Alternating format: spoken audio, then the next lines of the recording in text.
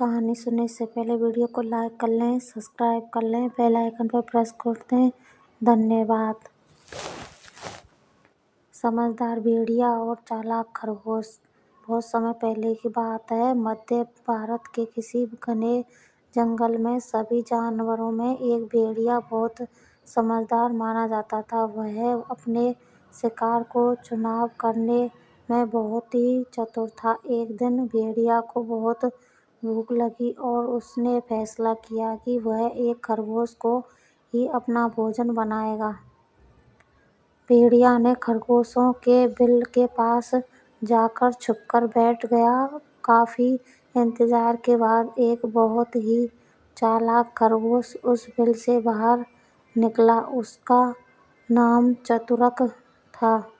چتورک اپنے بُدھمانی اور سمجھداری کے لیے پورے جنگل میں مشہور تھا۔ جیسے ہی خرگوش بل سے باہر آیا، بھیڑیا نے اس پر جھپٹّا مارنے کا سوچا، پر چتورک خرگوش کی نظریں بھیڑیے پر تھیں۔ چتورک نے تتکال ہی ایک یکتی سوچی اور بھیڑیا سے بولا، "او سمجھدار بھیڑیے، مجھے کھانے سے پہلے کیا ہم تھوڑی بات چیت کر سکتے ہیں؟"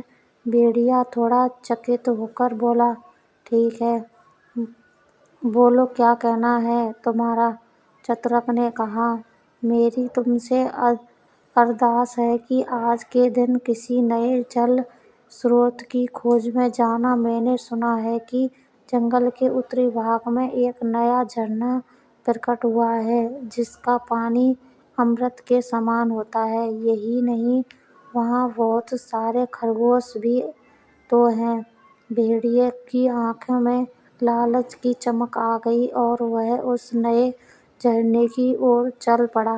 چتورک خرگوش نے من میں ہی راحت کی سانس لی اور خود کو بچانے کے لیے اپنی چترائی پر گرو محسوس کیا۔ لیکن نیا جھرنا نہ ہوتے ہوئے بھی بھیڑیا سمجھ گیا کہ خرگوش نے اسے دھوکا دیا ہے۔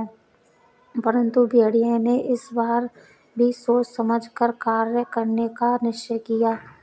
اس نے سوچا کہ وہ خرگوش کے پریوار کو نہیں چوٹ پہنچائے گا بلکہ اپنے آہار کے لیے جنگل میں اپلبدھ انیہ سروتوں کی کھوج کرے گا۔ سمجھداری سے کام لینے کے کارن بھیڑیا جنگل میں سمانت ہو گیا اور انیہ جانور اسے سمان دینے لگے۔ جیسے جیسے سمے بیتا، بھیڑیا اور بھی سمجھدار بنتا گیا۔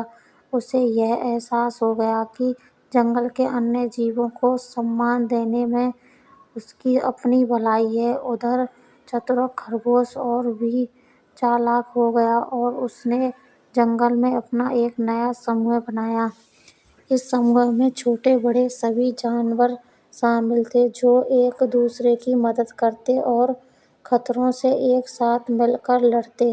اسی بیچ جنگل میں ایک بڑا ہی خطرناک خطرہ آ پہنچا۔ ایک دن جب سبھی جانور صبح کے سمے اپنے اپنے کاموں میں مصروف تھے، ایک بھیانک آگ سلگ اٹھی۔ آگ نے تیزی سے جنگل کو اپنی چپیٹ میں لیا اور سبھی جانور گھبرا کر ادھر ادھر بھاگنے لگے۔